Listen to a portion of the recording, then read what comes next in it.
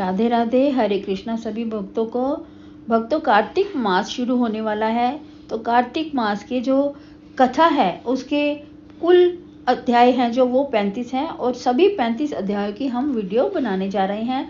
तो भक्तों, हिंदू धर्म में सभी महीने में कार्तिक मास को उत्तम माना गया है। यह माह इसलिए भी खास होता है क्योंकि इस माह भगवान विष्णु 4 महीने के बाद योग निद्रा से जागृत होते हैं। तुलसी पूजन और माँ लक्ष्मी की पूजा के लिए भी कार्तिक माह का बहुत ही महत्व होता है। कार्तिक माह में स्नान, दीपदान, पूजा और व्रत का विशेष महत्व है। मान्यता है कि इस मास में किए गए पूजा पाठ, व्रत और पुण्य कार्यों से व्यक्ति को मोक्ष प्राप्त होता है। कार्तिक मास में कुछ विशेष कार्यों को करने से जीवन की सभी बाधाएं, सभी समस्याएं दूर होती हैं। साथ ही इन कार्यों से भगवान विष्णु और लक्ष्मी माँ का आशीर्वाद भी मिलता है। कार्तिक में पूरे माह किसी पवित्र नदी में स्नान करना बहुत ही उत्तम माना गया है। यदि नदी स्नान संभव ना हो तो आप घर पर भी नहाने के पानी में गंगा जल मिलाकर सुबह ब्रह्म मुहूर्त में स्नान कर सकते हैं। कार्तिक माह में दीपदान करना बहुत ही आवश्यक माना गया है। इस पूरे मास संध्या में एक दीप जरूर जलाना चाहिए। यदि किसी कारण किसी दिन दीप ना जला पाए तो अंतिम दिन, जो कार्तिक मास का अंतिम दिन होता है, वो पूरे महीने के आप दीप जला सकते हैं। कार्तिक में भगवान विष्णु, माँ लक्ष्मी, यमदेव और पीपल वृक्ष के पास दीप जलाने का विशेष ही महत्व है। इसमें घर में सुख शांति बनी रहती है। साथ में नदी में भी एक बार तो इस महीने में दीपदान अवश्य ही करना चाहिए। कार्तिक मास महात्म्य कथा अध्याय 11। एक बार सागर पुत्र जालंधर अपनी पत्नी वृंदा सहित असुरों से सम्मानित हुआ। सभा में बैठा था, तभी गुरु शुक्राचार्य का वहां आगमन हुआ। उनके तेज से सभी दिशाएं प्रकाशित हो गईं। गुरु शुक्राचार्य को आता देख सागर पुत्र जालंधर ने असुरों सहित उठकर बड़े आदर से उन्हें प्रणाम किया। गुरु शुक्राचार्य ने उन सबको आशीर्वाद दिया। फिर जालंधर ने उन्हें एक दिव्य आसन पर बैठाकर स्वयं भी आसन ग्रहण किया।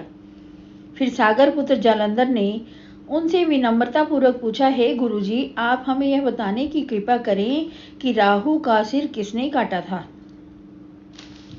इस पर दैत्य गुरु शुक्राचार्य ने विमोचन पुत्र हिरण्यकश्यपु और उसके धर्मात्मा पौत्र का परिचय देकर देवताओं और असुरों द्वारा समुद्र मंथन की कथा संक्षेप में सुनाते हुए बताया कि जब समुद्र से अमृत निकला तो उस समय देव रूप बनाकर राहु भी पीने बैठ गया।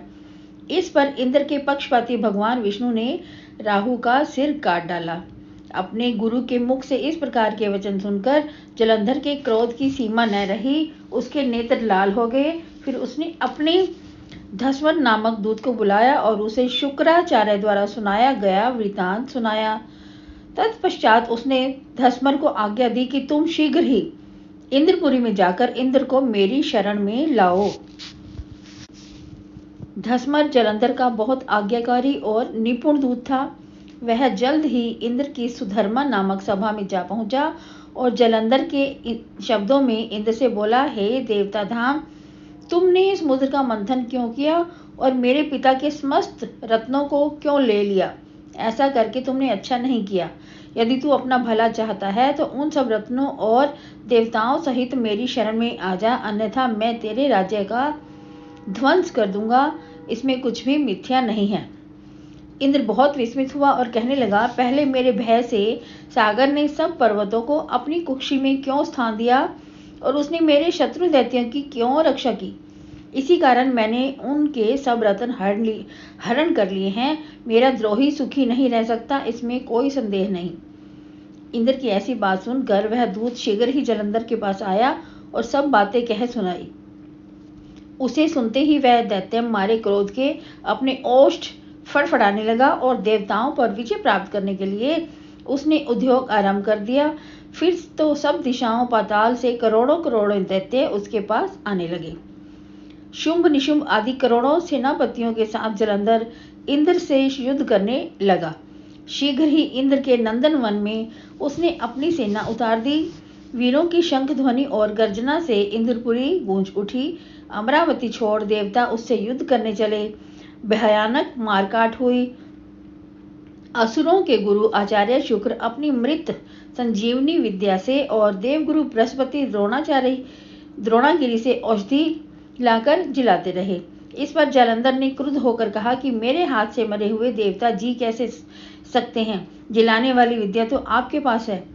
इस पर शुक्राचार्य ने देवगुरु द्वारा द्रोणाचार्य से औषधि लाकर देवताओं को जिलाने की बात कह दी। यह सुनकर जालंधर और भी कुपित हो गया और फिर शुक्राचार्य जी ने कहा, यदि शक्ति हो तो द्रोणागिरी को उखाड़कर समुद्र में फेंक दो, तब मेरे कथन की सत्यता प्रमाणित हो जाएगी।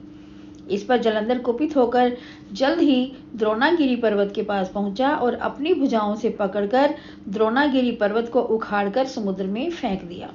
यह तो भगवान शंकर का तेज था, इसमें जालंधर की कोई विचित्रता नहीं थी।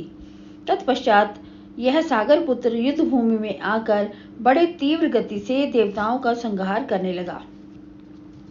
जब द्रोणाचार्य जी औषधि लेने गए तो वो द्रोणाजल को उखड़ा हुआ शून्य पाया। वह भयभीत हो देवताओं के पास आए और कहा कि युद्ध बंद कर दो, जालंधर को अब नहीं जीत सकोगे। पहले इंद्र ने शिवजी का अपमान किया था। यह सुन सेवता युद्ध में जय की आशा त्याग कर इधर उधर भागे। सिंधु सुत निर्भय हो अमरावती में घुस गया। इंद्र आदि सब देवताओं ने गुफाओं में शरण ली। कार्तिक मास महात्म्य कथा अध्याय 12।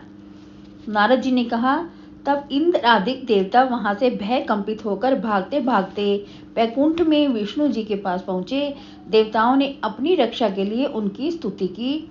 देवताओं की उस दीन वाणी को सुनकर करुणा सागर भगवान विष्णु ने उनसे कहा कि हे देवताओं, तुम भय को त्याग दो, मैं युद्ध में शीघ्र ही जालंधर को देखूंगा। ऐसा कहते ही भगवान गरुड़ पर जा बैठे। तब समुद्र तनया लक्ष्मी जी ने कहा कि हे नाथ, यदि मैं सर्वदा आपकी प्रिय और भक्ता हूँ तो मेरा भाई आप द्वारा युद्ध में नहीं मारा जाना चाहिए। इस पर विष्णु जी ने कहा, अच्छा, यदि तुम्हारी ऐसी ही प्रीति है तो मैं उसे अपने हाथों से नहीं मारूंगा, परंतु युद्ध में अवश्य जाऊंगा, क्योंकि देवताओं ने मेरी बड़ी स्तुति की है।